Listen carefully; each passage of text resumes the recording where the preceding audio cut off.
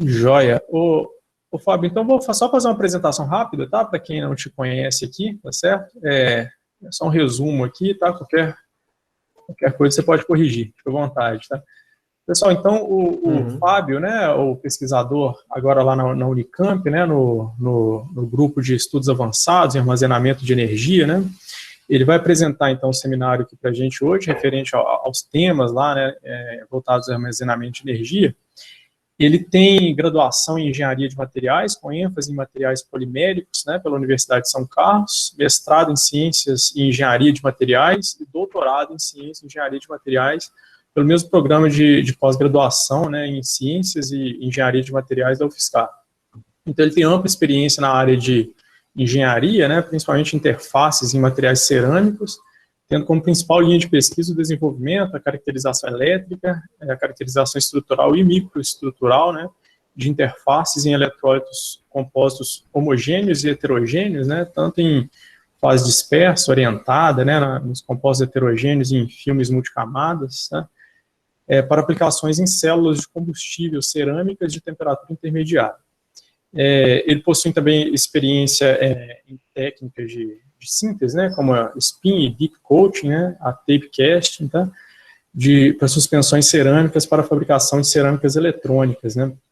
Então, Fábio, né, nós gostaríamos aqui de agradecê-lo pela participação, né, o professor Márcio, ele é coordenador da pós-graduação, ele não pôde estar presente hoje, tá, mas ele também deixou agradecimento aqui para você, para o seu grupo, professor Hudson, tá, muito obrigado aí pela disponibilidade, pela participação.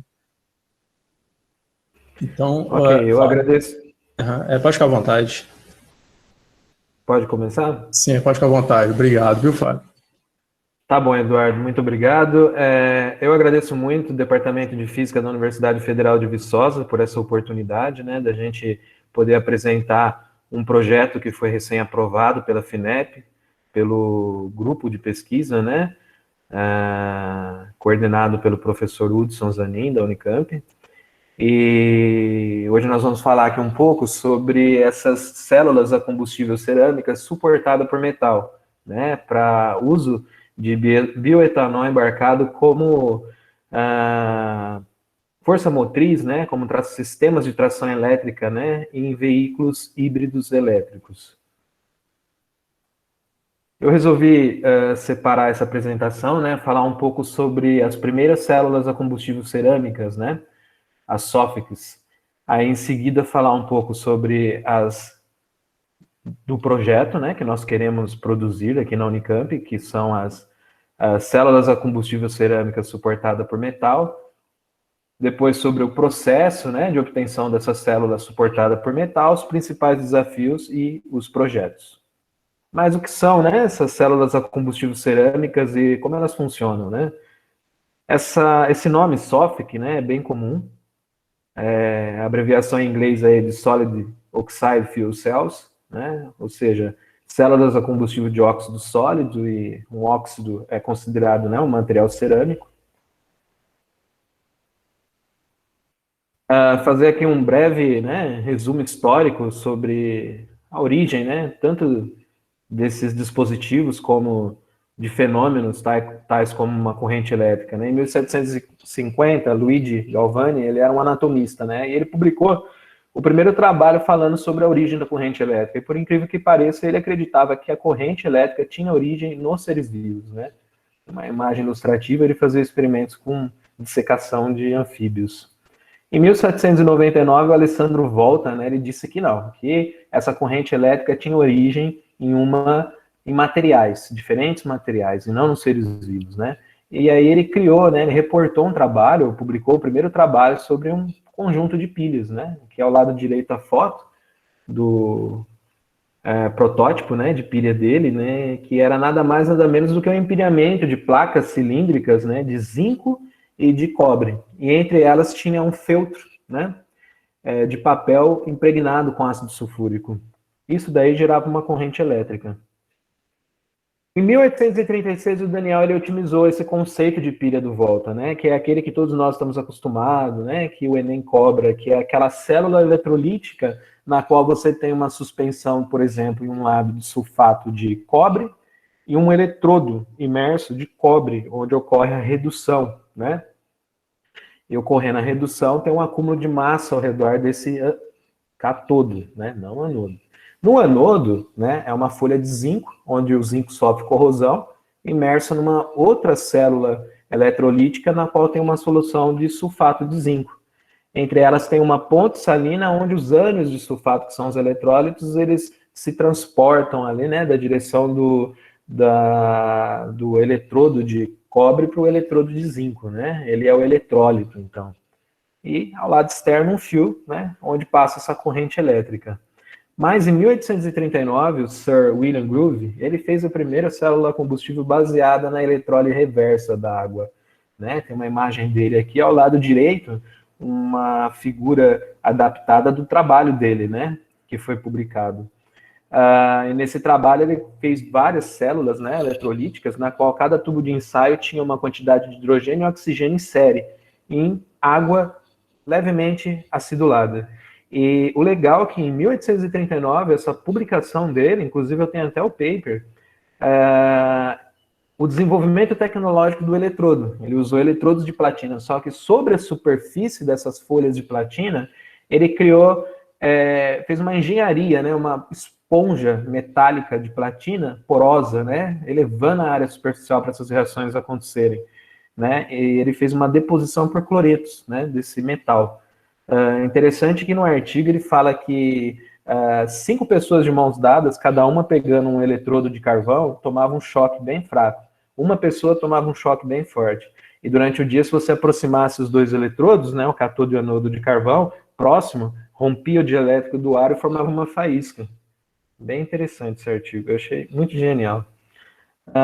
Mas quais são os tipos de células a combustível que vêm sendo, né, tecnologicamente desenvolvida pelos laboratórios, grupos de pesquisa, né, empresas também, né? Aqui a gente tem um breve resumo dos tipos de células a combustível. Então aqui da esquerda à direita, né, na segunda linha, nós temos a célula combustível de membrana polimérica, a célula combustível, né, alcalina, a de ácido fosfórico, a de carbonato fundido e a que nós vamos desenvolver nesse projeto, que é a célula combustível de óxido sólido, a célula cerâmica, né? Aqui é importante destacar os eletrólitos, porque o eletrólito, ele é o coração da célula, né? Então, ele que vai ditar a temperatura de operação, isso é muito importante, né? Por que que tem que operar numa temperatura acima do ambiente, principalmente a célula combustível cerâmica, mas a célula combustível de membrana polimérica, ela também opera em temperaturas entre 60 e 120 graus Celsius. Isso é necessário, tá? Para ter uma condutividade adequada, para ter uma densidade de potência desejada para poder produzir, né, uma transformação aí da energia, por exemplo, química em elétrica e depois em potência mecânica, né, por exemplo, para um carro, né? Então, o eletrólito, ele é um nafion, é um politetrafluoretileno sulfonado, né? Ele é capaz de conduzir através da estrutura molecular dele prótons H+, né? Agora, a célula combustível cerâmica, as duas são no estado sólido, né? Mas a célula combustível cerâmica, você usa óxidos, né? Então, no eletrólito, você pode usar, por exemplo, um óxido com uma estrutura do cristal, né, cristalina, ou melhor, uma estrutura do cristal cúbica, né, ou uma perovskita, ou um compósito desses dois materiais com essas estruturas cristalinas diferentes, né? Os eletrodos na célula polimérica é utilizado carbono, catalisador platina, e na célula combustível cerâmica você pode usar aqui ambos materiais de estruturas diferentes, perovskitas, né, ou estruturas cúbicas, né, de face centrada, por exemplo, como eletrodo, né, e como catalisador, né, você usa o próprio eletrodo do material, os materiais do eletrodo, né, que pode ser também o próprio material do eletrólito ou um compósito do material do eletrólito e do anodo. A temperatura de operação da célula combustível cerâmica, ela está entre 800 e 1000 graus Celsius, né? Na verdade, ela começou nessa faixa de temperatura, né? O interessante é que, para desenvolvimento tecnológico, né, essas células a combustível polimérica, elas são usadas principalmente no setor de mobilidade, né, transporte espacial, militar e armazenamento de energia, né? Enquanto a célula combustível cerâmica, né, se ela trabalhar combinando aí calor e potência, ela pode ser usada, né, em sistemas estacionários descentralizados, né, ou seja, ela fica em um local, como uma usina hidrelétrica, só que, por exemplo, em vários locais ao mesmo tempo, na Amazônia, no Rio Grande do Sul, no Mato Grosso, enfim.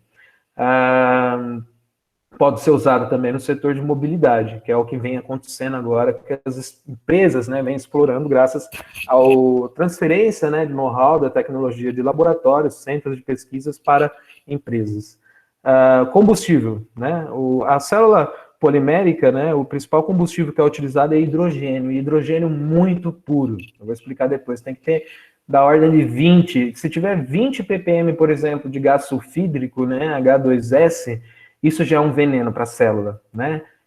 Diminui com o tempo, ou melhor, rapidamente o desempenho, né? E quando a gente fala em desempenho, performance, é densidade de potência, tá? E baixa degradação. E a degradação a gente mede como a queda, né, do potencial da célula em função do tempo. No caso da célula combustível cerâmica, a gente pode usar, ela é flexível em relação aos combustíveis, a gente pode usar hidrocarboneto, monóxido de carbono, hidrogênio e bioetanol. Isso é muito importante, principalmente para o panorama do mercado brasileiro. Eficiência, né? A célula combustível cerâmica, ela apresenta maior eficiência, 45% a 70%, sendo que pode chegar até 95% se você aproveitar o calor que é rejeitado, né, através do vapor, porque a célula combustível cerâmica, né, assim como a célula combustível polimérica, ambas, elas produzem água como subproduto, e o ideal aí seria usar como, né, reagente o combustível hidrogênio. Então, o hidrogênio, ele vai reagir com oxigênio, já explicarei, e em seguida ele vai produzir elétrons, que serão usados no circuito externo, né, água e calor, principalmente, né? E esse calor, ele aquece esse vapor de água que pode ser usado em alta pressão para girar as pás de uma microturbina, por exemplo, né? E isso pode elevar a eficiência acima de 90%. Empresas, por exemplo, como a Rolls-Royce e a Mitsubishi, né? A Siemens Westinghouse também tem células a combustível cerâmicas, né? Estacionárias gigantes, com várias células dessas e turbinas para a produção de energia elétrica descentralizada. Seguindo aqui a apresentação, mas por que o setor de mobilidade, né, ele está preferindo trocar as células a combustível de membrana polimérica por células a combustível cerâmicas? Esse vídeo, ele é bem didático, né? Aqui a gente tem o anodo e o catodo de uma célula combustível polimérica, aqui o eletrólito e os catalisadores de cada uma. Aí no caso da PEN, os catalisadores, eles são simétricos, né? Pode ser os dois lados, platina ou carbono.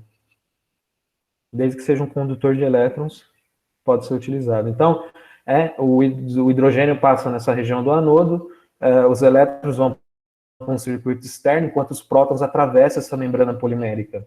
Em seguida, esses elétrons passam pelo circuito externo, chegam aqui no cátodo, onde vai reagir com o ar e os prótons provenientes da membrana polimérica para formar água. A energia, a gente já viu ela em movimento aqui no circuito externo. O legal é que o que sairá no escapamento, água.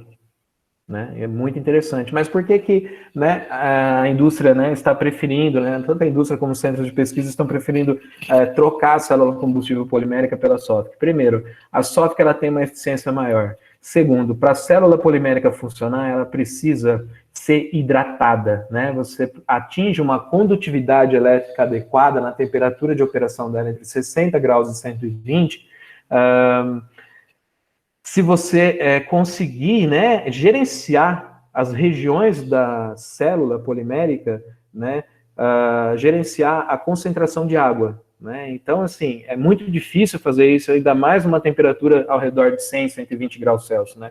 Como é que você vai fazer que essa água não evapore? Então, na verdade, você tem regiões que estão encharcadas, né, de água e outras regiões que estão secas. Então, isso é um problema, né, de estabilidade aí ao longo do tempo para esse tipo de célula. Agora, o terceiro fato mais importante é a questão do combustível. Para usar célula combustível polimérica, você precisa ter um combustível que seja muito, muito puro. E isso é muito difícil, né, porque o hidrogênio nós podemos obter, por exemplo, de combustíveis fósseis, né, da reforma de hidrocarbonetos, seria aí o hidrogênio azul, né, ou negro, né?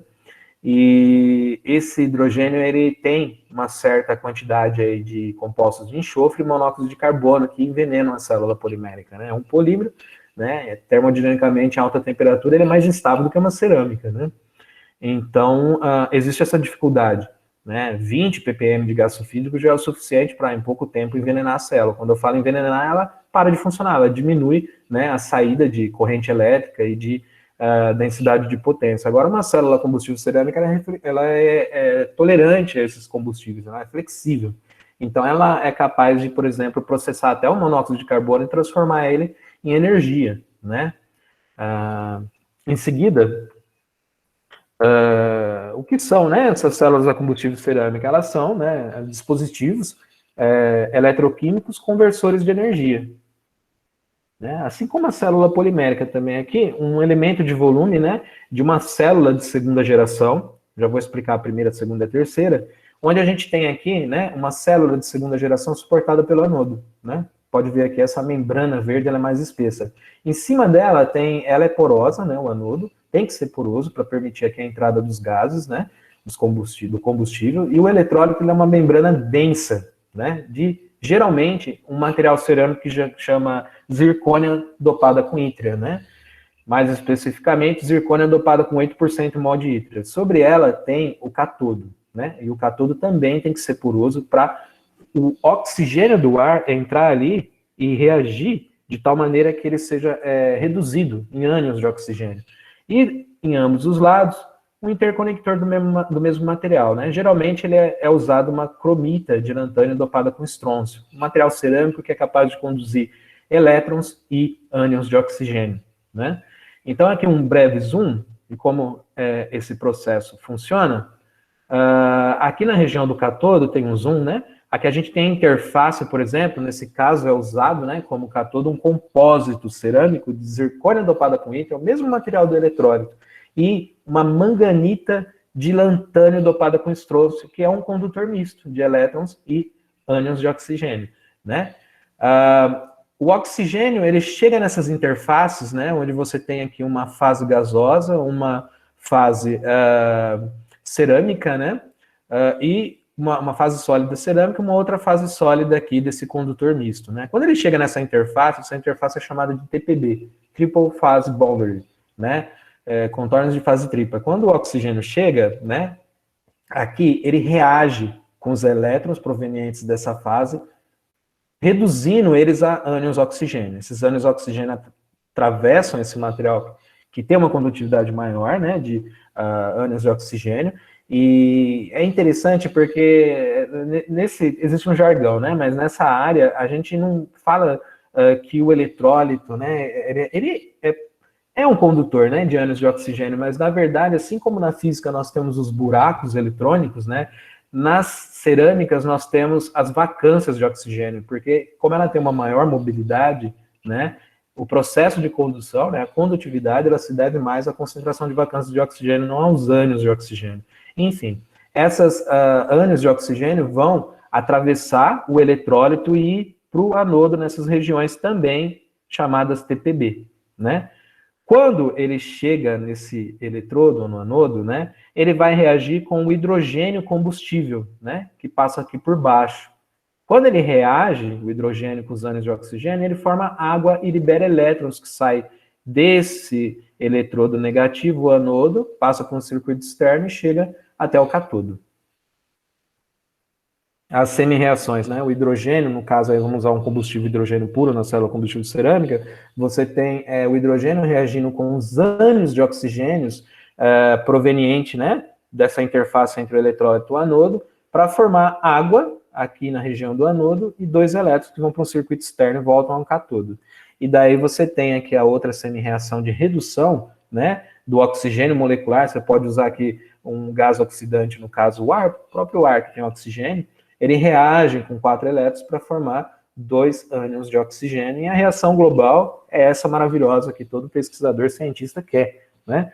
Para reduzir aí o aquecimento global. É hidrogênio reagindo com oxigênio formando água e energia, simplesmente isso.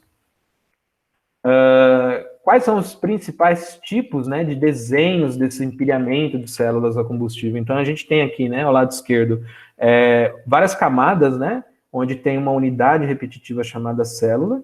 Então, nós temos aqui o interconector, o anodo, o eletrólito, o cátodo e um outro interconector, e assim vai, né? Você coloca quantas células você quiser. Se cada célula tem 1 watt de potência, 100 células dela, 600 watts. O interessante é que, pelo menos a célula suportada por metal, essa unidade repetitiva é da ordem, no máximo de 500 micron, né? 0,5 milímetro. É muito fina. E ao lado direito tem um outro conceito, né, na qual você tem um tubo, né? Dentro desse tubo, né, que tem a célula, você tem um outro tubo menor por onde passa o ar ele flui aqui em cima, né, e volta, e daí aqui dentro tem o cátodo, no meio o eletrólito e ao lado de fora o anodo, e ao lado de fora vai passar o combustível, né, sempre o combustível no anodo, o oxigênio no cátodo. E o interconector aqui ligando que não dá para dar zoom, mas ligando aqui o cátodo, né, o eletrólito e o anodo. Então, é um outro conceito. Esse conceito aqui, ele garante uma melhor ciclabilidade, né? Ou seja, você aumentar a temperatura para funcionar, diminuir, aumentar, diminuir, né? Como todos sabem, materiais no estado sólido, quando você aumenta e diminui a temperatura, principalmente de materiais compostos, que têm coeficientes de expansão térmicos diferentes, o que ocorre? Formação de trinca e delaminação e a morte da célula com o tempo, né? Então, esse conceito tem melhor ciclabilidade, porém, menor performance. Esse daqui tem menor ciclabilidade, mas muita melhor performance. Performance sempre, densidade de potência. Pico, né, de densidade de potência. Em seguida, né, um outro tipo de células a combustível interessante, só para ter uma ideia de como funciona, é essa daqui, né? A gente tem aí vários tubos, né, conectados numa placa de suporte metálica. É uma célula combustível cerâmica, e o interessante é que assim, né, o ar, ele vai passar por dentro desses tubos, né, provavelmente de alumínio, né, que é um refratário cerâmico, para trabalhar em alta temperatura. Lá em vermelho, né, a representação, em amarelo agora, está aumentando a temperatura, a representação do ar, né, ele flui de baixo para cima até chegar numa pilha, né, numa célula única, aqui em cima. Do lado de fora, a gente tem uma campânula por onde passa o combustível, aí no caso, por exemplo, o hidrogênio. E por que não bioetanol?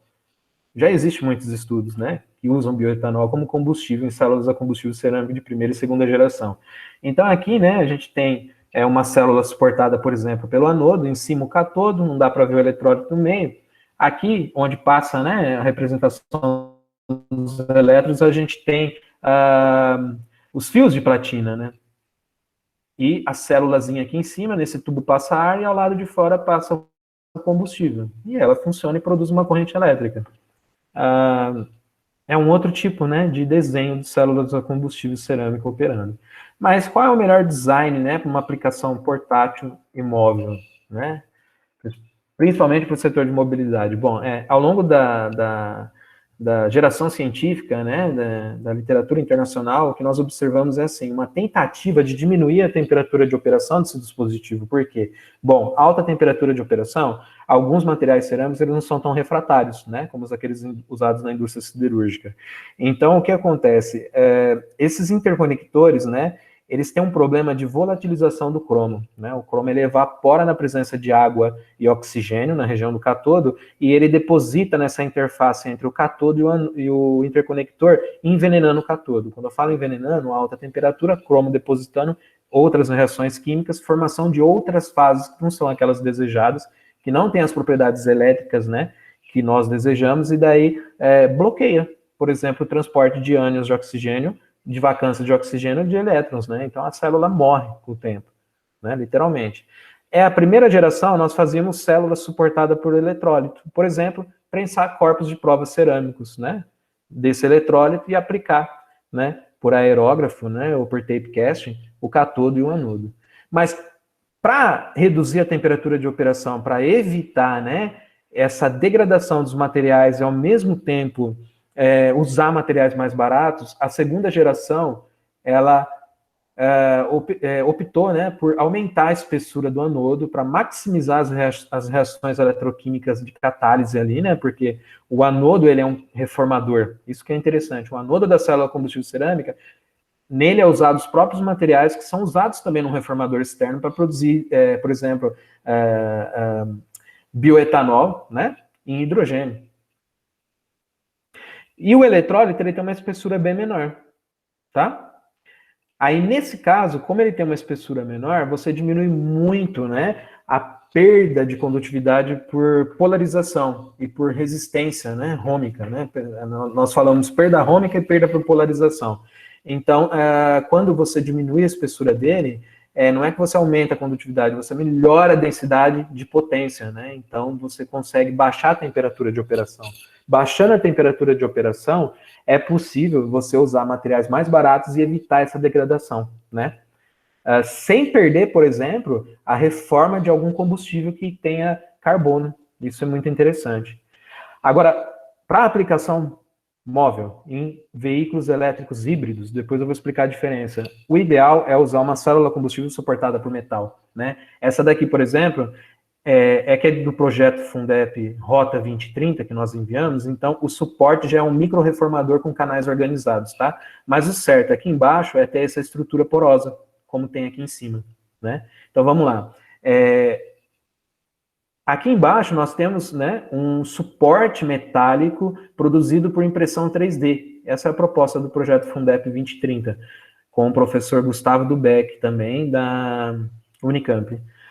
Esse suporte, ele, além de ter os canais organizados, né, ele é um microreformador. E ele será feito em FSS, que é aço inoxidável ferrítico, e terá a impregnação por infiltração dos catalisadores, né? Em seguida, vem uma placa microporosa para garantir o ancoramento dessa fase aqui, né? Isso daí é o projeto de pesquisa que foi enviado, né? Essa placa microporosa, ela tem os furos muito menores, né? Isso é interessante porque melhora a deposição de uma camada que é chamada de DBL, que é uma Diffusion Barrier Layer, né? Essa camada ela é importante para evitar a interdifusão dos elementos químicos da liga em direção ao anodo base, né? E o níquel do anodo base em direção ao aço inox ferrítico. Então, sobre ela, além dela ser fina, é mais fácil você depositar uma camada de baixa rugosidade dessa DBL.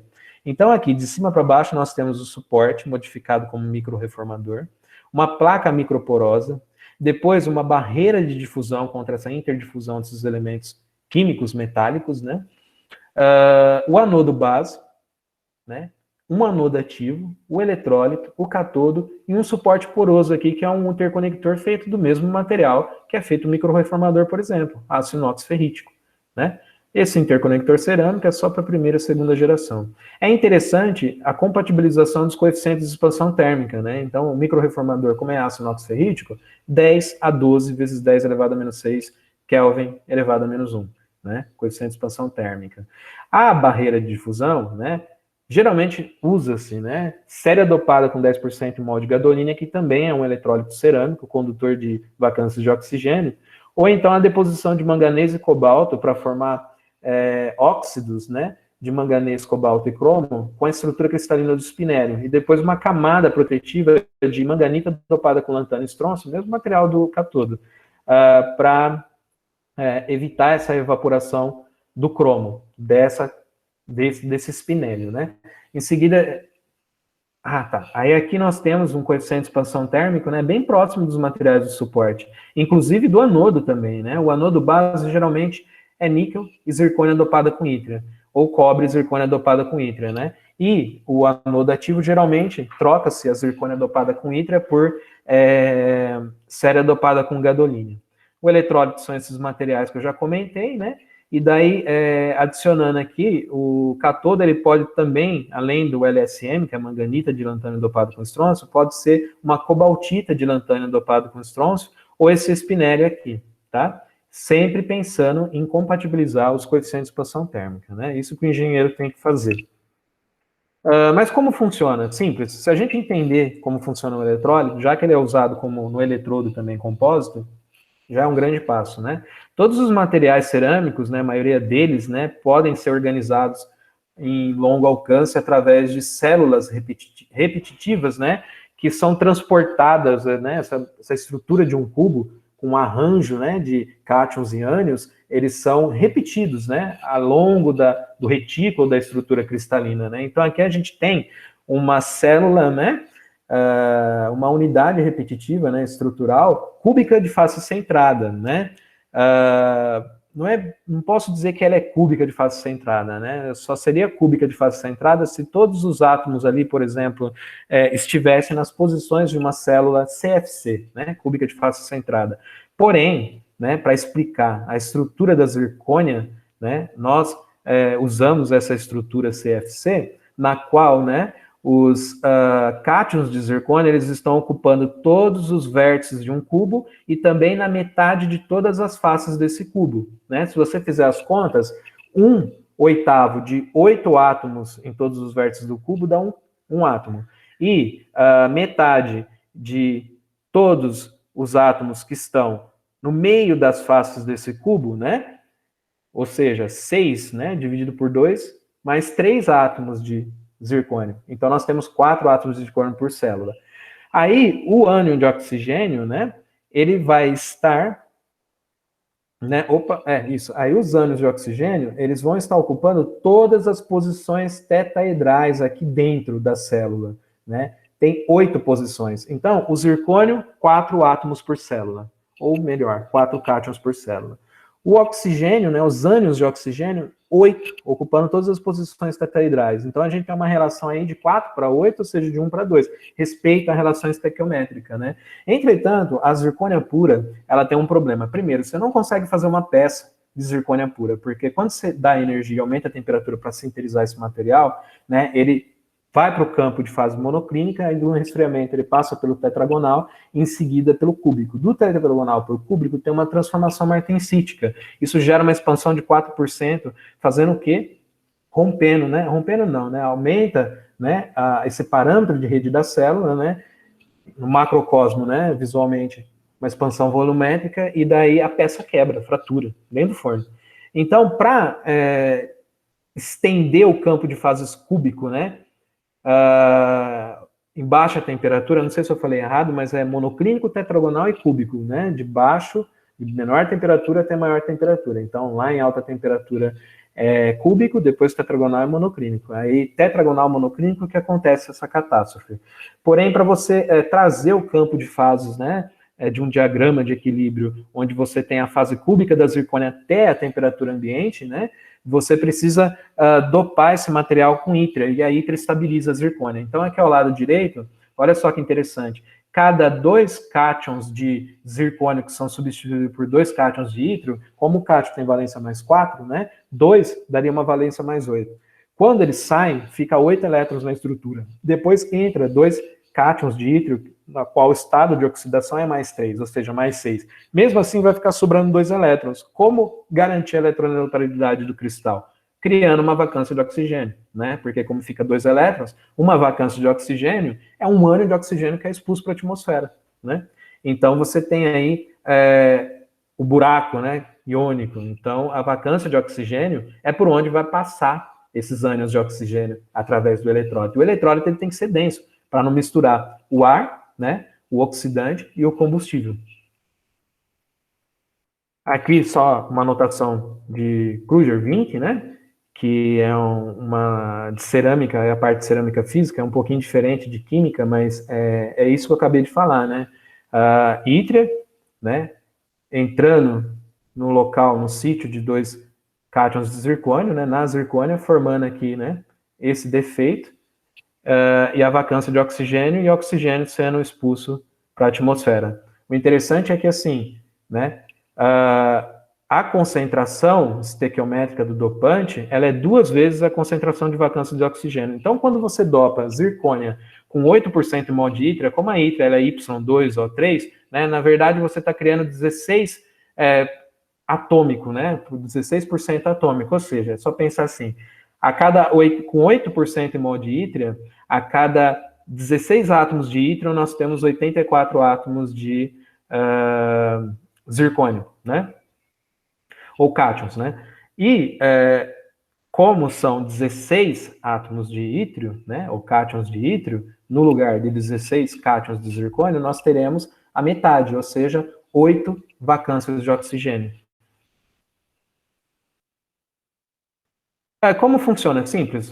Eu não sei se vocês têm já ouviram falar, mas a partir de uma técnica chamada espectroscopia de impedância, nós podemos obter os dados, né, de reatância resistiva, né, desse material, por exemplo, né, um corpo de prova cerâmico aí, por exemplo, o eletrólito. Vamos estudar o eletrólito. Então, por espectroscopia de impedância, você pode observar os processos de condução em alta frequência e baixa frequência. Baixa frequência próximo aos processos de condução dos eletrodos, né? Em alta frequência, o interior do cristal, né? E entre alta frequência e baixa frequência, nós podemos analisar, né, o processo de condução nas regiões chamadas contorno de grão, que são entre os cristais desse eletrólito denso, né?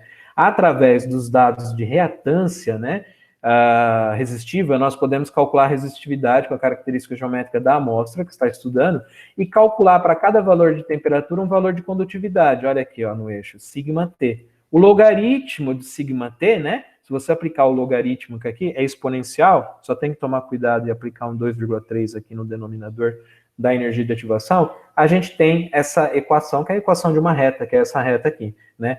O interessante é que da inclinação dela, você pode extrair valores de energia de ativação, tá? Aqui só para vocês verem, não tem as referências, mas a reprodutibilidade, né, do eletrólito de zircônia dopada com ítrio. Olha que interessante. A 800 graus, aqui se você traçar uma reta, vai dar mais ou menos 1,75 log de sigma t. Extraindo o logaritmo, né, e dividindo pela temperatura de 800 mais 273, né, porque aqui está em Kelvin, a gente consegue aí uma condutividade, né, ou melhor, a condutividade 800 é de aproximadamente 0,05 Siemens por centímetro, né. Essa é a condutividade adequada para garantir uma boa performance, né, na conversão de um combustível em energia elétrica para uma célula combustível cerâmica de primeira e segunda geração. Aqui, outros materiais, tá vendo? Aqui nós temos a curva da zircônia dopada com ítrio, né? Em seguida, nós temos a curva aqui de um outro eletrólito, que é o cerato de bário dopado com ítrio, e um outro eletrólito aqui mais importante, que é essa curva azul, que é a céria dopada com gadolínio, né? Olha que interessante, a céria, ela é mais condutiva que a zircônia, mas por que a gente não usa a céria dopada? Simples, a céria, ela tem um problema que acima de 500 graus Celsius, o cátion sério mais 4 é reduzido para sério mais 3, gerando elétrons, né, por um mecanismo aí de condução chamado small polaron, né. Por que isso não é interessante? Porque na região do anodo, como você passa um combustível e não ar que tem oxigênio, a pressão parcial de oxigênio é muito baixa. Quando você tem um óxido que é relativamente instável em alta temperatura, quando você aumenta a temperatura da energia ao sistema, o que acontece? Esse sério mais 4, em baixa pressão parcial de oxigênio, se transforma em sério mais 3. O sério mais 3 já tem um raio iônico maior que o sério mais 4, isso provoca expansão do cristal, né?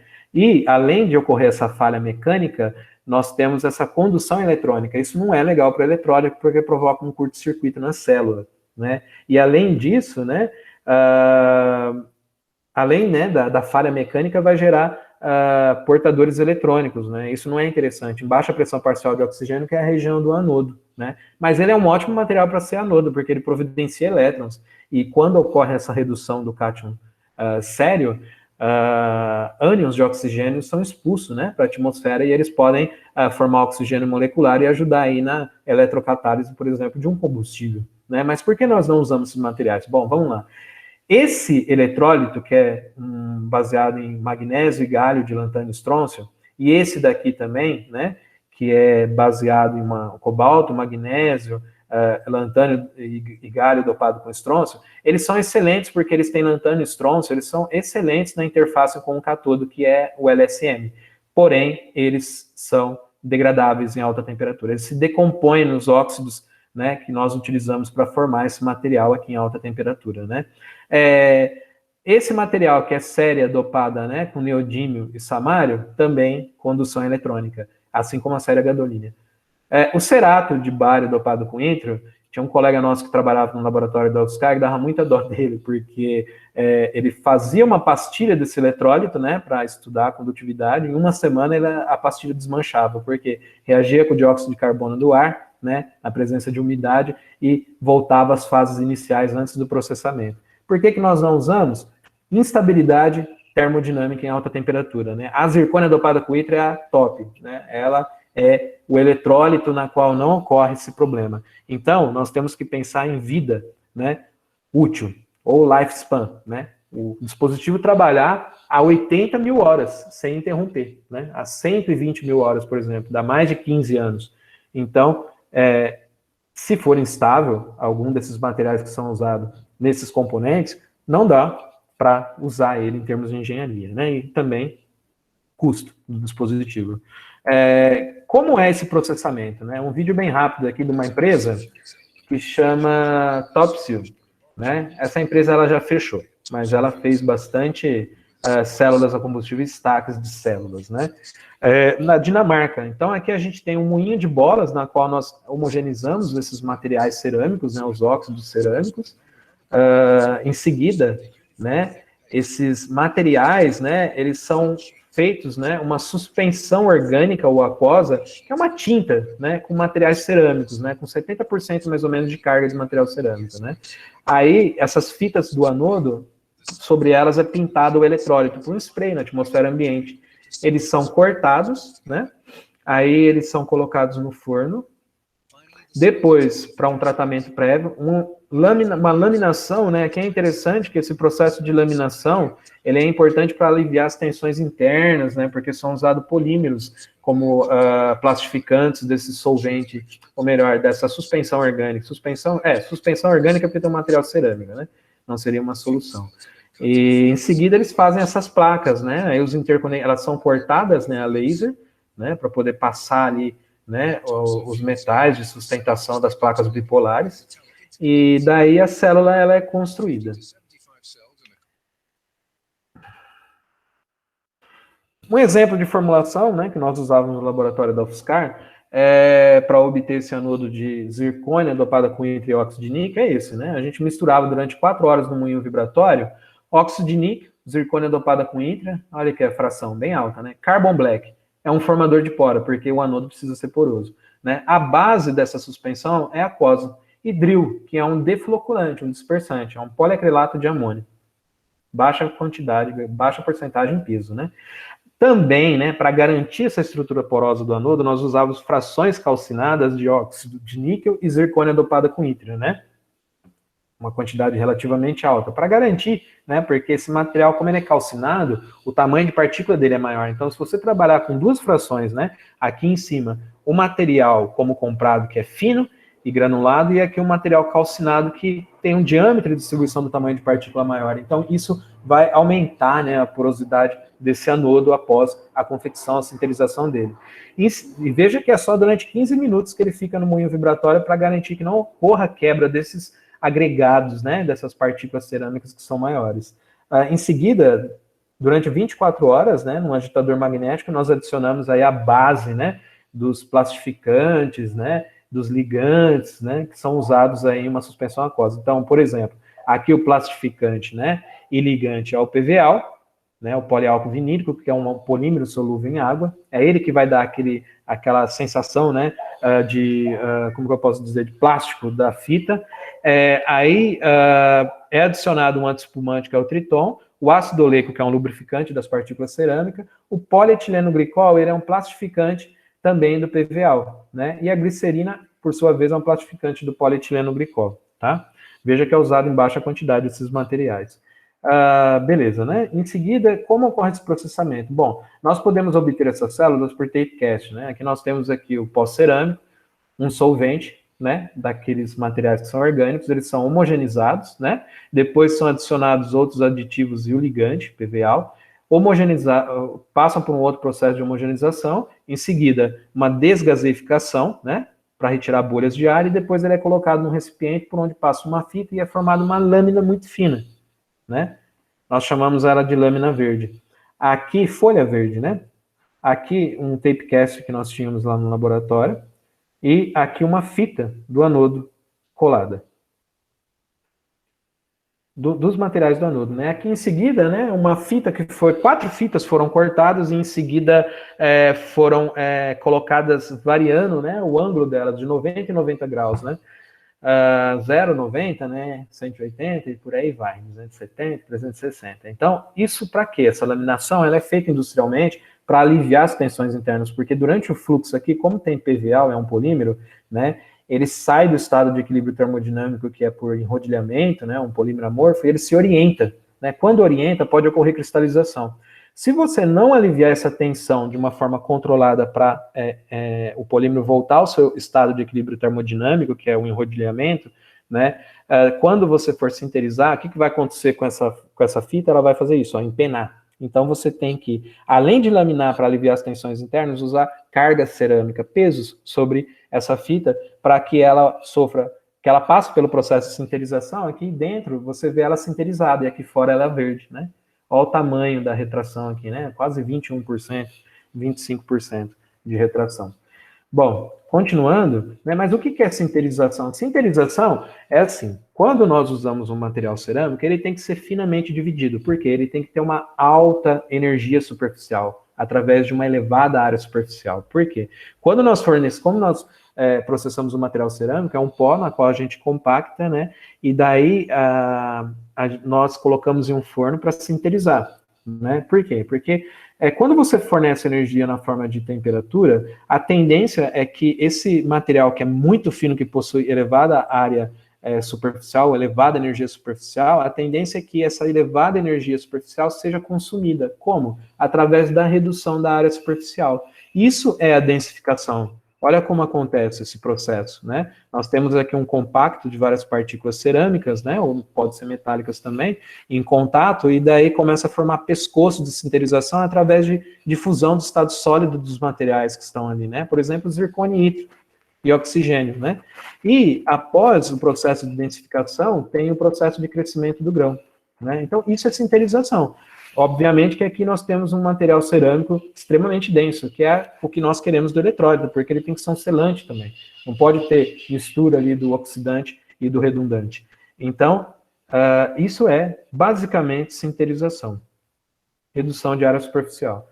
Aqui umas imagens de um eletrólito bicamada. Aqui ao lado esquerdo nós temos a zircônia dopada com ítrio, ao lado direito séria dopada a gadolina. Uma fita verde, né? Plástica até, maleável, flexível, né? Por causa do PVA. Em seguida, a microestrutura, não dessa fita bicamada, porque ambos são densos, né? A gente pode ver aqui uma microscopia eletrônica, na qual nós temos um material poroso e outro denso.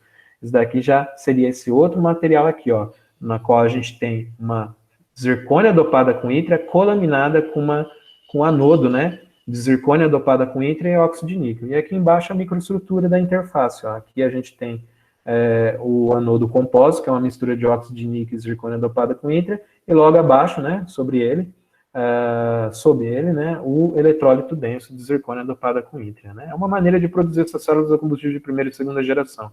Umas imagens, né, por exemplo, aí de cortes circulares, né, do tape, a gente consegue aí obter até uns 100 microns de espessura, mais ou menos, do eletrólito.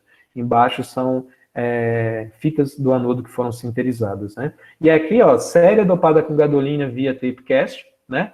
Com uma alta densificação. Pode ver que só tem um poro aqui, só bem pequenininho. Então, essa densificação absurda aqui para um material que é obtido por tapecasting, geralmente esses materiais via tapecast, eles têm um problema em relação à densificação. Eles são porosos, né? Mas aqui, se a gente adicionar um pouquinho de óxido de cobalto, óxido de zinco, a gente consegue 1%, elevar muito essa densificação em baixa temperatura. Ao invés de sinterizar 1.500, sintetiza 1.300 graus Celsius. Em seguida, né, nós também depositamos o eletrólito por spin coat. Então, aqui a gente tem um anodo e o eletrólito sobre ele. Aqui, né, uma microestrutura do anodo de zircônia dopada com hidróxido de níquel, onde nós temos aqui as partículas de óxido de níquel, que são essas que sofreram como que eu posso falar aqui, né, um cisalhamento do cristal por causa de diferença, né, de taxa de sinterização e de coeficiente de expansão. É normal, como se fosse uma transformação martensítica, uma mudança de fase, né. Em seguida, quando você usa esse anodo na presença de um combustível hidrogênio, o que acontece com essas partículas de óxido de níquel? Em baixa pressão parcial de oxigênio, o oxigênio vai para a atmosfera e fica o níquel metálico, né? Tem que ter o níquel metálico porque ele é o condutor de elétrons no eletrodo, né? E tem que ter a zircônia dopada com ítria, que ela é a condutora de vacância de oxigênio, por onde chegarão os ânions de oxigênio. Então, nessas interfaces, TBBs, é onde ocorre a reação eletroquímica do combustível. Falando um pouco sobre as células a combustível suportada por metal, Nós queremos construir célula combustível por metal, mas por quê? Bom, olha essa microestrutura aqui que interessante. Primeiro, é difícil, não é fácil, mas não é impossível, né? Nós temos um suporte de aço inox ferrítico, o qual é depositado uma camada protetiva, uma DBL, em seguida o anodo base, níquel dopada com níquel, ou melhor, um compósito de níquel e zircônia dopado com hidro. Aqui é interessante que para esse tipo de dispositivo, ou melhor, de célula a combustível de terceira geração, utiliza-se o níquel já metálico, ele nem é um óxido, né? Já utiliza para evitar essas falhas, né? Porque quando você reduz o óxido de níquel e transforma em níquel, vocês viram que a partícula se descola da matriz, né? Então isso pode provocar uma falha mecânica. E o anodo ativo, que é uma camada bem fina, ó, aqui um zoom, né, desse detalhe, é uma estrutura porosa, mas bem fina, de partículas de GDC e de níquel. E vejam bem, aqui tem uma baixa tortuosidade, ó, dessa fase níquel metálica, né? Isso garante o transporte de elétrons, né, ao longo alcance. Depois, nós temos aqui uma camada de zircônia dopada com ítrio, né, bem fina, né? Veja que aqui a barra de aumento é 3 micro, aqui tem 1,5. Bem branquinho aqui, ó, é uma outra camada de difusão, né? Uma barreira contra a difusão de cera dopada com gadolina e por cima o catodo também, ó, poroso, tá? Essa microestrutura é de um artigo do Udon Silp, né? Na qual eles trocaram esse anodo ativo, que era níquel e zircônia dopada com hidra, por níquel e cera dopada com gadolina. Melhoraram muito a densidade de potência da célula. Qual é o nosso sonho? O que eles conseguiram nesse trabalho, né? A 650 graus Celsius, né, uma densidade de potência absurdamente alta, 2,6 watts por centímetro quadrado, entregando 3,5 amperes por centímetro ao quadrado a 0,7 volts. Isso a 700 graus Celsius, usando uma mistura de hidrogênio e água. E aí a gente já pensa, opa, etanol de posto é misturado com água. Isso é interessante. Por que usar água? Vou explicar depois. A ideia, né, do nosso projeto é a eletrificação veicular, né, usando baterias, né, porque o nosso grupo já produz baterias, né, de lítio-íon e lítio-enxofre, né, mas essas baterias nós não queremos fazer que nem os carros da Tesla, do Elon Musk, que já tem um hidrogênio num posto, né, nós queremos usar um dispositivo que converta a energia armazenada nas ligações químicas do bioetanol diretamente em energia elétrica, que é a célula combustível, com elevada eficiência. Isso vai alimentar essas baterias desse carro. O combustível líquido, porque o hidrogênio, além de ser difícil armazenar ele, e no Brasil nós não temos essa infraestrutura de distribuição, como nos países da Europa, né, e dos Estados Unidos, o risco de choque, né, se tiver colisão, imagina, com hidrogênio, né, mas com etanol é diferente. Além do etanol ser fácil de armazenar e transportar. E aqui a folhinha da cana-de-açúcar. O Brasil e os Estados Unidos os maiores produtores, né, de cana-de-açúcar do mundo. Como construir essa célula combustível de cerâmica suportada por metal? É simples. Um metal poroso de suporte com 300 microns de espessura, mais ou menos. Sobre ele deposita uma camada protetiva contra a difusão. O anodo graduado. Esse anodo ele tem uma distribuição do tamanho de partículas e tamanho de partículas que vai do maior até o menor, chegando próximo do eletrólito, né? Então aqui a gente tem uma porosidade maior, aqui é uma porosidade menor. Por que tem que ser graduado? Porque a hora que chega aqui na camada ativa do anodo, a membrana, ou melhor, o eletrólito, para você depositar geralmente por physical vapor deposition, você precisa ter uma baixa rugosidade para garantir uma microestrutura muito boa do eletrólito, né? Então, tem essa graduação aí do anodo, né? Para evitar que ele termine com uma rugosidade muito alta, porque aí você vai ter um eletrólito bem homogêneo e denso, ele tem que ser denso. Em seguida, né? Uma outra... aqui o eletrólito, desculpa, esse cinza bem fino aqui é o anodo ativo, aqui nesse caso níquel e zircônia dopada com hidra, e aqui o eletrólito, aqui uma outra DBL para evitar a formação de fases resistivas, né, e bloqueantes dos ânions de oxigênio, né, entre o eletrólito e o catodo. Essa é a microestrutura, veja só que lindo, né, um suporte poroso para permear os gases aqui, por exemplo, o hidrogênio e o bioetanol, e aqui um zoom, ó, nós temos o anodo base, um anodo intermediário, um anodo ativo, e aqui por cima, né, na verdade aqui está sem depositar o eletrólito, só tem o anodo. Então isso daqui até aqui é o anodo, sendo que aqui tem uma DBL sobre a superfície dessa última camada do aço inox ferrítico. Uma outra maneira de construir, por exemplo, é a colaminação, né? Faz a laminação por tape cast, né? E metalurgia do pó sinteriza, você forma esse metal poroso com esses pescoços, né? De sinterização e poros. Tem que ser poroso. Aí aplica uma camada contra difusão, uma DBL. Em seguida, aqui um zoom, é melhor ver. O anodo poroso. E em seguida o eletrólito, o catodo e um outro suporte metálico, né? Como que isso é produzido? Né? Primeiro, eles faz a colaminação por tape casting de uma estrutura porosa que é chamada backbone structure, né? E daí, nessa estrutura porosa aqui, desse suporte metálico, o anodo aqui, o catodo e o outro suporte metálico é impregnado, né, via infiltração, os materiais do catalisador, ó, como nesse esquema da figura aqui, aqui o eletrólito, aqui o catodo, os materiais, tanto no suporte, os materiais catalisadores, tanto no suporte, como no catodo poroso, e aqui também, no anodo poroso e no suporte de baixo, né? Dog de Begovic, né, em 2019, é um pesquisador lá do LBNL, Lawrence Berkeley National Laboratory, dos Estados Unidos, né? E eles usaram um catalisador comum tanto para o catodo como o anodo, que era óxido de praseodímio. Aqui é zircônia, o eletrólito é zircônia estabilizada com escândia. Óxido de escândio é igual ao ítrio, Y2O3, o óxido de escândio é SC2O3. Qual é o nosso alvo, o nosso grupo de pesquisa? Isso daqui, ó. Um suporte poroso aqui em maior aumento, dá para ver, tá vendo? Uma DBL bem fina, né? Uma imagem de elétrons retroespalhados, nós temos aqui, por BSE, né? Essa camada mais clara aqui, que é a série dopada com gadolínio, né? O trabalho do Heiden, né? A Plensi é uma empresa austríaca que já está produzindo essa célula suportada por metal para usar hidrogênio na Europa, né? Porque essa é a tendência. Em 2030, 2050, alguns países proibiram, né, a importação, por exemplo, de veículos movidos a combustão interna. Então, nós temos aqui um anodo graduado, veja a porosidade, né? Aqui é maior e aqui é bem menor, para garantir uma baixa rugosidade antes de aplicar o eletrólito. E ele é bem denso, o eletrólito, né? Aqui não tem um catodo, tá? Para uma visualização melhor do eletrólito. Quais são os desafios? Rapidamente, porque acho que já está dando tempo, né, Eduardo? Fábio, não, pode ficar tranquilo. Tá, tô já terminando já, agora é rápido, okay, né? Quais são os principais desafios? Obrigado, Eduardo. Quais são os principais desafios? E a grande questão nossa são estudar os mecanismos de degradação, porque assim, usar o hidrogênio, uma célula combustível por metal, os pioneiros, né, que começaram a usar suportes metálicos, aço inox ferrítico, austenítico, né, e ligas de níquel, molibdênio, níquel, alumínio, que eu tenha conhecimento, né, foram o pessoal do grupo lá do LBNL, de Berkeley, né, da Califórnia, nos Estados Unidos, o professor Steve Visco, né.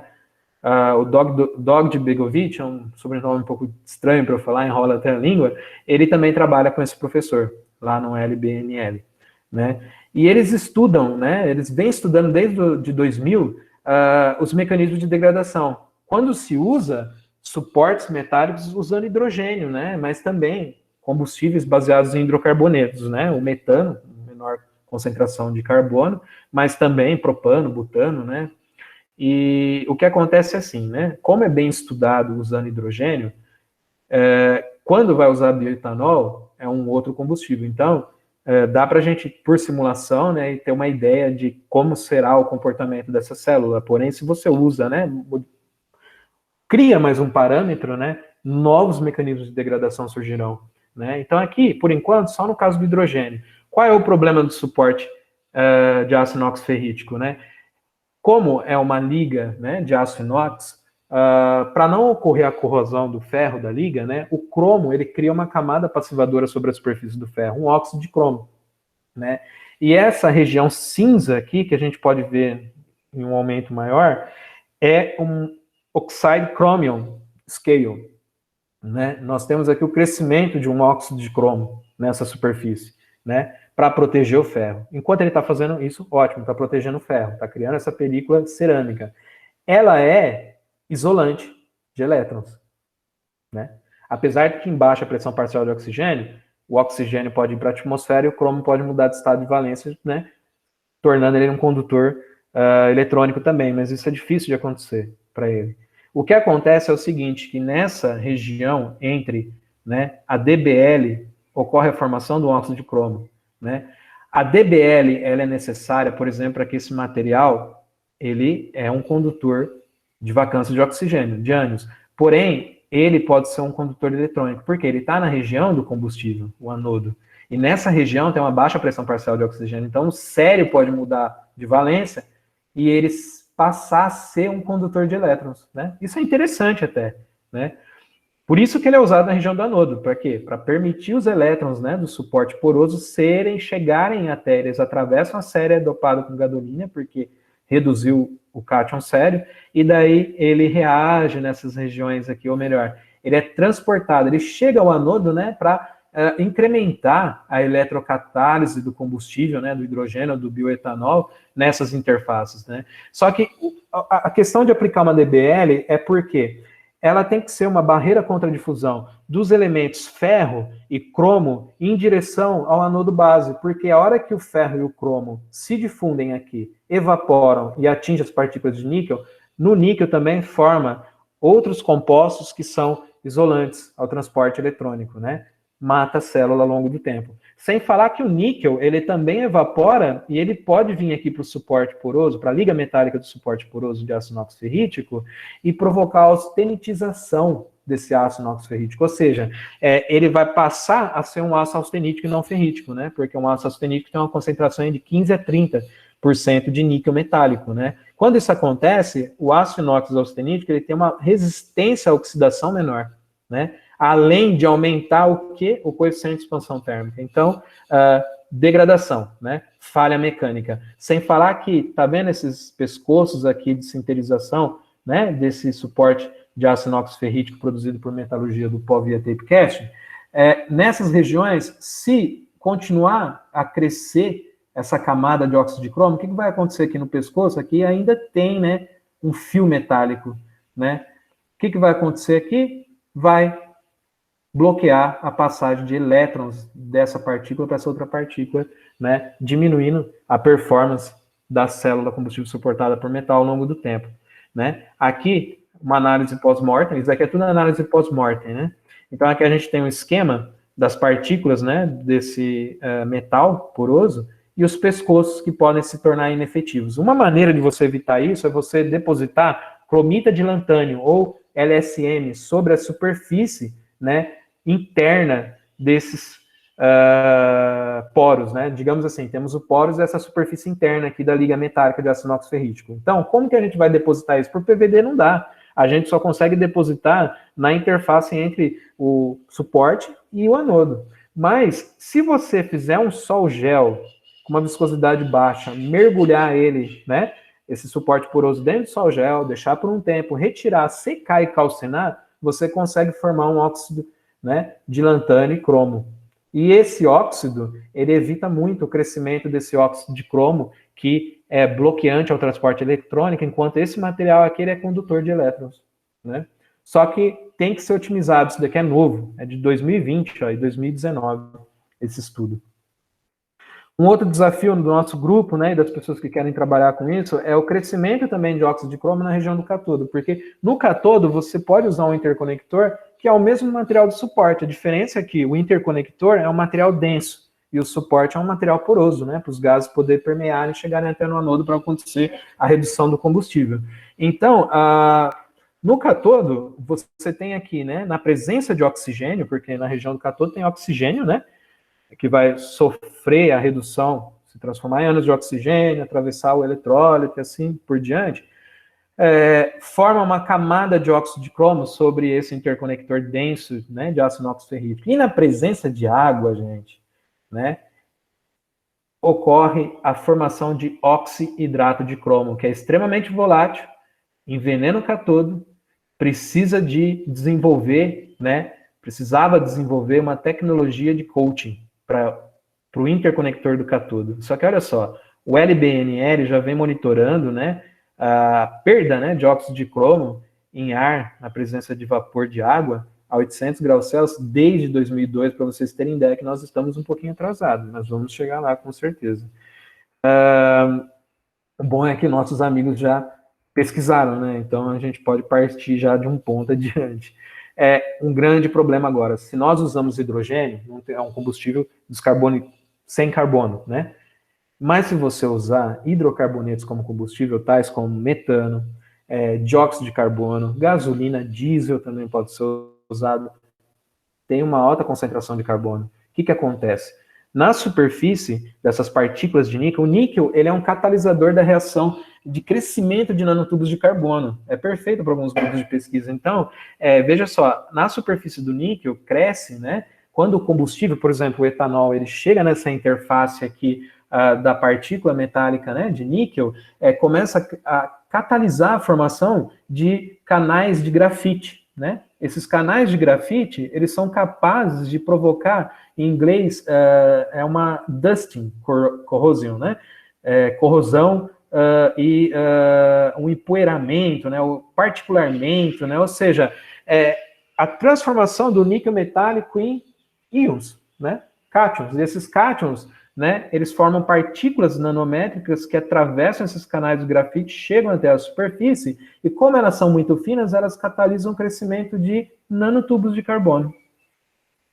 Além de diminuir a superfície disponível para ocorrer a transformação do etanol, por exemplo, em hidrogênio, né, ocorre essa falha dessa superfície metálica através da formação de níquel metálico em cátions de níquel, né, e a formação de pó, né, de níquel, né, é realmente o que acontece, o níquel pulveriza no anodo. E aqui tem uma microestrutura na qual a gente vê esses nanotubos de carbono, ó, sobre a superfície das partículas de níquel, próximo aqui à interface do eletrólito de zircônia dopada com ítrio. Olha só, que lindo, né, mas acaba matando a célula. Nós temos aqui nanotubos de carbono e na superfície, né, no final, o catalisador do crescimento desse nanotubo de carbono, que é uma partícula de níquel, bem fina. Bom, se nós usarmos o bioetanol aqui no canto superior direito, nós temos, né, a molécula de etanol C2H5OH, tem, olha, 6 átomos de hidrogênio. Uma maneira que eu gosto muito, o professor Gonçalo Pereira, do Laboratório de Genômica da Unicamp, ele fala que o etanol é um cacho de uva, ou melhor, como se fosse um cacho de uva, só que a uva é o hidrogênio, e é exatamente isso, né? Porque o etanol, ele contém hidrogênio, e esse hidrogênio, através de uma reação de reforma interna no anodo, na presença de água, já vou explicar por que água, pode ser transformado, né, diretamente em monóxido de carbono e hidrogênio. Esses dois materiais reagem, né, na interface, naquelas TPB do anodo, para formar elétrons, né, energia, né. Em seguida, esse monóxido de carbono ele pode reagir com a água presente no etanol para produzir, né, mais dióxido de carbono e hidrogênio. O que está acontecendo com o monóxido de carbono? Oxidando. Que é o que acontece no anodo, né, da célula. O hidrogênio aqui, ó, gerado aqui, pode reagir nessas duas equações anteriores, ele pode reagir com os ânions de oxigênio, né, naquelas triple phase bonding, né, provenientes do eletrólito na região do anodo. O hidrogênio reage com os ânions de oxigênio, que passam pela membrana semipermeável, que é a zircônia dopada com ítrio, para formar água e elétrons. O monóxido de carbono, que é um veneno para a célula combustível polimérica, já é um combustível para a célula combustível cerâmica, né? Ele reage com os ânions de oxigênio proveniente do eletrólito, naquelas interfaces que eu falei, para produzir dióxido de carbono e elétrons, né? Porém, o monóxido de carbono, ele pode ser transformado na superfície, né, do níquel em carbono e dióxido de carbono. Esse é o grande desafio. Carbono, formação de carbono, coque na superfície do anodo. Aqui, né, o desejável seria que o etanol reagisse com água para formar diretamente dióxido de carbono e hidrogênio. Todas essas são reações de reforma do etanol, de um hidrocarboneto, sobre um catalisador aí, no caso, o material que é usado no anodo, né. O ideal seria que o etanol reagisse diretamente com os átomos de oxigênio para produzir hidrogênio, dióxido de carbono e os elétrons, né, que vão para um circuito externo. Por que é usado água, né, junto com o etanol? Porque existe uma reação que chama Water Gas Shift Reaction, né, na qual esse monóxido de carbono que é gerado durante essa reforma do etanol, ele vai reagir com água para ser oxidado e formar mais hidrogênio. Isso é bem conhecido na área de catálise, tá? E de reforma de combustíveis, né? Tanto combustíveis fósseis para produzir nafta, polímeros, né, hidrogênio, como nesses tipos de dispositivos, né? Quase terminando, né? Mas e o uso de bioetanol em células a combustível suportada por cerâmica, Fábio? Bom, eu só consegui encontrar um trabalho. Nós conseguimos encontrar um trabalho, né? Do Dog Begovic, lá do LBNL, né? Olha só, esse é um gráfico de densidade de potência, é isso que a gente quer, né? Aqui a gente tem a voltagem em função da corrente, né? Aqui essas duas curvas é a 650, essas outras duas a 700 graus Celsius. Então, a 650, ó, o etanol anidro, ele tem uma densidade, um pico aqui, ó, de densidade. Ah, tá, ao lado direito aqui nós temos a densidade de potência, tá? Essa curva aqui, a 650, né, tem uma densidade do pico, né, um pico de densidade de potência de aproximadamente 1 watts por centímetro quadrado, em 650 graus Celsius. Com água, cai um pouquinho. A 700 graus Celsius é 1,4, né? Com água, cai um pouquinho, né? Porque a água vai acabar influenciando aí, né? Ou de uma forma positiva ou negativa essas reações que dependem da temperatura, né? E não foi observado carbono depositado nessa célula suportada por metal, né? O anodo utilizado foi céria dopada com samária e níquel metálico, um anodo compósito, é um cermeto, né? Níquel metálico e uma cerâmica. Pode ser usado também cobre, só que o cobre ele tem uma capacidade de não formar carbono sobre a sua superfície extremamente incrível. Porém, a atividade catalítica dele não é tão boa quanto a do níquel. Como foi feita essa célula? Foi tape casting, laminação, né, dos backbones, dos eletrodos, né? Nesses eletrodos tinha zircônia estabilizada com 10% em modo Scandia e 1% em modo séria, uma camada, as DBLs, né, por PVD, Physical Vapor Deposition. O eletrólito, geralmente o eletrólito também é depositado por PVD, mas dá para fazer por tape cast, só que uma espessura de 5 micros é quase impossível, né? Não, é impossível por tape cast, né? Dá para fazer por sol gel também, né? Porém, é utilizado mais essas técnicas de deposição de vapor, né? Que consegue obter filmes mais finos, né? Sobre um aço inox austenítico. Entretanto, no ano seguinte, eles publicaram uma errata, né? A solução dos materiais catalisadores, né, nessa estrutura porosa, o backbone structure, ela vazou, né? Depositando mais catalisador sobre toda a célula. Então, a área atual, né, incluindo esse vazamento do material do cátodo, era de aproximadamente 5 centímetros quadrados. Então, essa densidade de potência de 1 aqui pode dividir por 5. Então, na verdade, eles conseguiram 250 miliwatts por centímetro ao quadrado, que não é ruim, é um valor bom, né? Por quê? A ideia, né, é nós produzirmos, né, essas células no projeto, né, entregar uma densidade de potência, não sabemos qual vamos atingir, mas o nosso target é esse, né, entre 250 e 1 watts por centímetro quadrado, né, de potência, de densidade de potência. Mas o nosso grande sonho do nosso grupo de pesquisa, né, do Advanced Storage Group, é processamento escalonável de stacks, que é conjunto de células a combustível suportada por metal, livre de vazamento. Esse é o grande problema, né? Quando nós temos a célula de primeira e segunda geração, o grande pesadelo é o vazamento e a mistura dos combustíveis, né? Dos reagentes gasosos e dos produtos gasosos. Por quê? Porque nós usamos ali um selante vítreo entre as placas bipolares dos interconectores, né? Para fazer uma camada sobre a outra de célula. Né? O que acontece é que, assim, como são materiais diferentes, aumenta a temperatura, diminui, aumenta, fica naquela temperatura, coeficiente de expansão térmica diferente, e falhas, trincas, né? Falha mecânica e vazamento. Né? Então, o grande problema das indústrias, né, que estão produzindo na Europa e nos Estados Unidos células a combustível suportado por metal para aplicação no setor de mobilidade é o vazamento, leaking, né? O vazamento desses gases. Então, primeira e segunda geração é um terror. Mas as de terceira geração têm esse problema ainda, precisa ser otimizado. porém é muito mais baixo, né? Por quê? Porque aqui já usa soldagem a laser, além de usar também selante vítreo. Essa é uma empresa spin-out do Imperial College London, da Inglaterra, né? Eu assisti uma palestra do professor Nigel Brandon, excepcional, sobre essas células a combustível suportado por metal, né? Eles foram os responsáveis por criarem, né, essa empresa dessa universidade britânica, transferindo, né, o know-how, a tecnologia de escala laboratorial para uma escala de processamento. Deem uma olhada só, o vídeo é bem curto. Opa! É isso que nós queremos.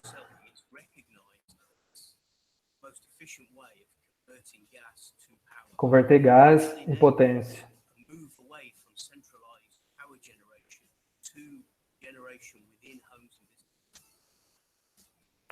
A célula.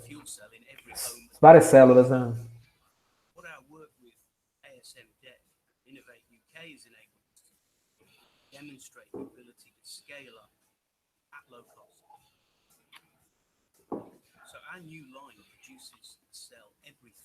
Uma célula a cada 3 segundos, produzido nesse processo escalonável.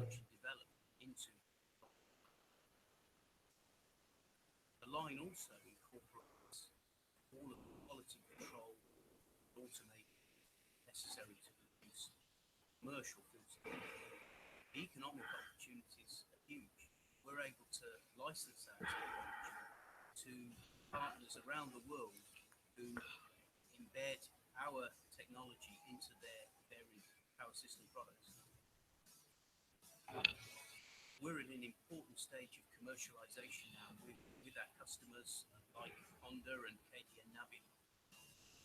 Our partnership with Honda is an endorsement of our technology and a sign of our growing reputation in the fuel cell industry. Ela chama Ceres Power, né? Uma grande empresa britânica. Hoje já está avaliada em mais 3 bilhões, se eu não me engano, de dólares ou libras esterlinas, que seria maior, né, a quantidade em reais. Vocês viram, é uma empresa de alta tecnologia, né, agregada, né, com valor agregado econômico muito alto, e é interessante porque eles, né, escalonaram, né, a questão de você produzir células a combustível suportado por um metal, além de você reduzir a temperatura, né, porque você está usando o eletrólito anodo da ordem de 50, 10, 1 micron, entendeu, sobre um suporte poroso, você garante a escalonabilidade, né, e o processo de produção em massa, então você reduz muito o custo da célula. E daí o setor automobilístico, né, dá visibilidade e eles acabam comprando, né, mas por enquanto para usar hidrogênio nos países da Europa, né, porque lá já tem uma infraestrutura, né, nos Estados Unidos e na Europa para distribuição do hidrogênio, apesar das desvantagens também desse combustível. Então o projeto FINEP, principalmente, né, a ideia é usar, né, o processo, né, de fotossíntese da cana-de-açúcar na captura do dióxido de carbono do ar, transformar isso em um combustível líquido, usar ele em células a combustível cerâmicas para produzir energia e armazenar em baterias que o grupo já produz há muito tempo, do professor Hudson Zanin, né, do grupo, né, porque na verdade é do povo brasileiro, né? Alimentar um carro, né? Então, esse é o veículo elétrico híbrido, né? Ele é um automóvel, né? Não é um automóvel elétrico, é um automóvel eletrificado, né? E assim, você não vai precisar ter uma bateria gigantesca, de alto custo, pesada, e ficar 10 horas, 5 horas carregando, sendo que no Brasil nem tem a infraestrutura, né, de a distribuição dessa energia. E mesmo se tivesse, imagina o tamanho do grid, né, para poder dar conta de uma frota de milhões de carros elétricos, né. Então a ideia é, por que não, né, usar uma célula combustível para transformar a energia química armazenada nas ligações do bioetanol diretamente em energia elétrica para armazenar uma bateria, né. Essa é a solução para os países que produzem etanol, né, e o Brasil e os Estados Unidos são 2 países que são os maiores produtores de etanol do mundo. Tem também alguns países dos tigres asiáticos, né, a Tailândia, né, que produz também cana-de-açúcar. Mas tem outro tipo de álcool, né, tem outros álcoois, né, de fontes renováveis, o milho, por exemplo, né, tem aí o de primeira, segunda e terceira geração. Continuando aqui, essa é uma proposta, né, do pesquisador Gustavo Dubeck e Hudson Zanin, que foi submetido ao projeto Fundep Rota 2030, né, na qual a gente vai produzir um suporte que é poroso, porém organizado. Por quê? O trabalho do Nielsen, ele obteve 40% do aumento da densidade de potência quando ele conseguiu otimizar esses canais de suporte porosos em canais menos tortuosos. O trabalho do Don Silp também, eles conseguiram aumentar muito a densidade de potência da célula, porque o anodo ele tinha uma baixa tortuosidade da fase metálica, né? Isso, em termos de polarização por impedância, é incrível. Você consegue aí reatâncias resistivas muito pequenas. Então, você aumenta a densidade de performance, melhorando a eletrocatálise do combustível na região do anodo. Como? Quando você passa dessa engenharia para essa microengenharia aqui, né, otimiza, você aumenta a difusão gasosa, aumentando a porosidade, diminuindo a tortuosidade, aumenta a densidade de canais e reduz, né, a difusão lateral de gás. Porque, por exemplo, as séries, como que ela produz aquelas células? Ela compra, né, um suporte que não é poroso, de aço inox ferrítico. Daí ela fura na região central com laser. Só que você não consegue furar nas laterais, só de cima para baixo. Aí eles depositam o anodo sobre aqueles furos e até um pouquinho mais fora, onde não tem furos. E daí eles depositam eletrólito para selar, porque o eletrólito ele tem que ser denso. Por PVD ele consegue selar todo o anodo, né? E os poros que estão um pouco mais longe. Os poros não, os furos, né? É um processo escalonável, né? Inteligência. Aqui, a proposta, né, do Nielsen era organizar esses canais. Só que é muito difícil você controlar a porosidade, o tamanho, a distribuição das partículas do metal de aço inox ferrítico e esses pescoços de sinterização, né? Porque os pescoços de sinterização são finos. Finos, elevada energia superficial. Elevada energia superficial, reações químicas, né? E, por exemplo, corrosão, né? Aí bloqueia o transporte de elétrons e mata a célula.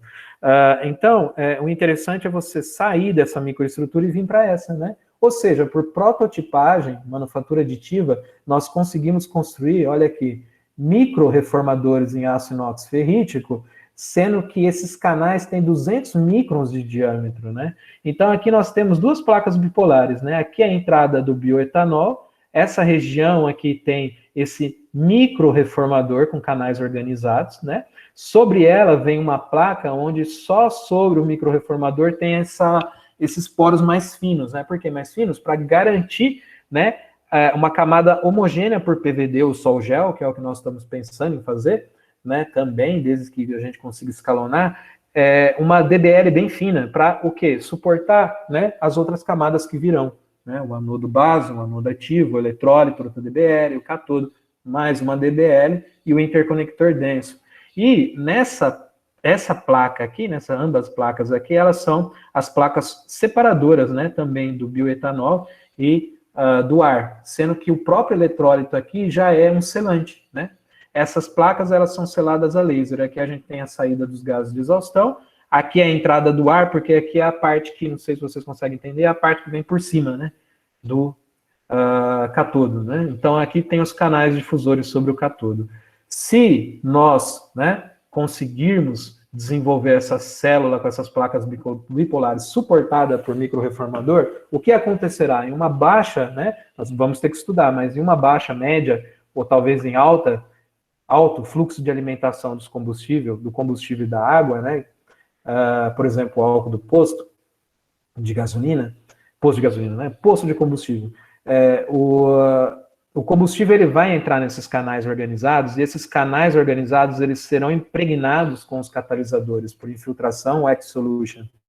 E daí a catálise, né, a reforma do combustível já vai acontecer no microreformador, de tal maneira que só o hidrogênio vai chegar no anodo da célula, né? Então, fora que isso daqui é versátil, dá para você trocar esse microreformador por manufatura aditiva, né, se ele ficar envenenado e diminuir a área superficial de catálise dele com carbono, né? Então, isso foi uma grande ideia aí dos professores Gustavo e Hudson Zanin, do grupo de pesquisa deles, né? Aqui para fechar, né, acabou, Groove, né, ele concluiu no paper dele, né, um modesto pensamento, mas envolvente, né, muitas outras noções invadem a minha mente, né, mas eu tenho ocupado espaço suficiente e devo deixá-las para o presente, esperando que outros, né, cientistas, pesquisadores, né, pensem se esse trabalho, né, seja válido, né, tenha validado a pena, né, continuar em busca dele. Com certeza, né, porque vejam bem, aqui ao lado esquerdo, a gente tem um cristal de zircão, é um silicato de zircônio, né, o zircônio aqui, ele pode ser trocado por radioisótopos de urânio. Esse cristal foi encontrado na Austrália, tem 4,4 bilhões de anos, graças ao urânio, né, no sítio, né, do zircônio. E é o material mais antigo encontrado na Terra, né? Quando a Terra resfriou aí. Que curioso, né? Esse material de bilhões de anos atrás, né? A gente extrai não só dele, mas tem o zircônio. A gente precisa de pessoas, né? Dinheiro para poder chegar nesse sonho que são essas células a combustível, né? Aqui embaixo tem, né? Se vocês quiserem anotar aí, por curiosidade, o artigo do Groove de 1842, né? Sobre a primeira célula combustível, né? 3 páginas, bem interessante ver como eles escreviam antigamente, né? Nós temos vagas para alunos de iniciação, mestrado, doutorado e pós-doutorado, né? Nesse projeto, nós vamos precisar de muitos recursos humanos para poder desenvolver esse projeto no país. Se vocês se sentirem motivados e interessados, quiser mandar um e-mail com o currículo Lattes aqui para esses 2 endereços, eu agradeceria muito. Bom, pessoal, é só. Eu peço desculpa aí pelo alongamento da apresentação, tá? Era isso que nós queríamos do nosso grupo, né? Passar para vocês. Muito obrigado pela oportunidade. Oi, Fábio, nós agradecemos aqui, muito obrigado, viu, pela apresentação, realmente muito interessante, tá, a área de pesquisa de vocês.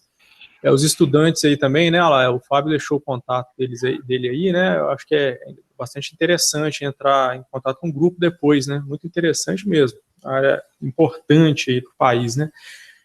Pessoal, então eu queria abrir aqui para as perguntas, Fábio, aí durante as perguntas eu paro a gravação aqui, que a turma fica mais à vontade. Deixa eu parar aqui.